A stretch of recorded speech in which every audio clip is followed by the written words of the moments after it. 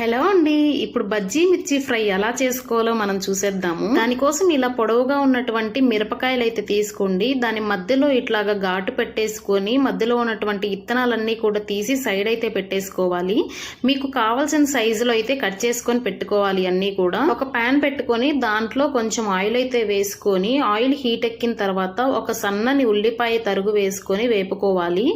దీంట్లో కొంచెం పసుపు, కారము, ఉప్పు, జీలకర్ర పొడి, ధనియాల పొడి ఇవన్నీ కూడా వేసుకొని అయితే బాగా వేపుకోవాలన్నమాట. ఇది బాగా ఏగి కలర్ చేంజ్ అయిన తర్వాత 3 టేబుల్ స్పూన్స్ శనగపిండి అయితే వేసుకోవాలండి. మనం ఇప్పుడు మిర్చిలోకి స్టఫ్ అయితే ప్రిపేర్ చేస్తున్నాము.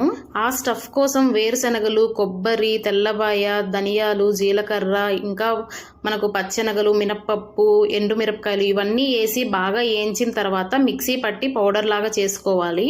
ఆ పౌడర్ని నేను 2 టేబుల్ స్పూన్స్ అయితే ఈ పిండిలో అయితే కలిపి పక్కన పెట్టేసుకున్నాను. అప్పుడు ముద్దలాగా అవుతుంది మనకు.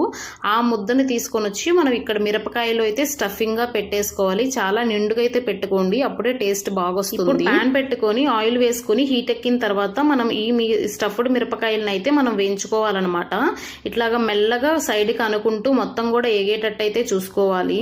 ఇందులోనే 1 టేబుల్ స్పూన్ సాల్ట్ అయితే వేసుకొని మొత్తం కలిసేటట్టు కలుపుకోవాలి.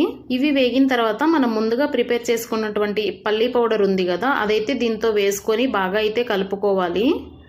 ఆ పౌడర్ అంతా కూడా మిరపకాయల్లో బాగా కలిసిపోవాలి. అప్పుడే మనకు టేస్ట్ బాగా వస్తుంది అనమాట.